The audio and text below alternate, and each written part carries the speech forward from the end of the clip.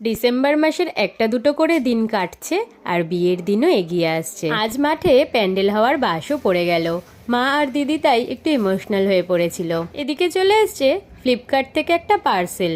এতে রয়েছে কাডেলসের ডায়পার।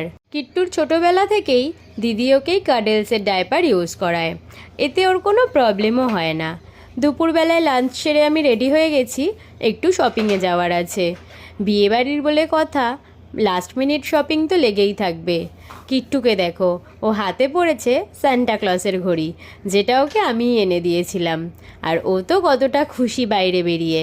এরপর চলে এসছে অনি আমাকে নিতে, আর কিট্টু ওকে দেখে অবাক হয়ে গেছে। আমি আর অনি বেরালাম কিছু শপিংয়ের জন্য। আর শপিং করতে গিয়ে কিট্টুর জন্য নিয়ে এসেছিলাম একটা লাইট জ্বলা খেলনা। আর ও লাইট জ্বলা খেলনা দেখতে সবসময় খুব ভালোবাসে। আজকের মতন এতটাই, দেখা হবে পরের ব্লগে। টাটা।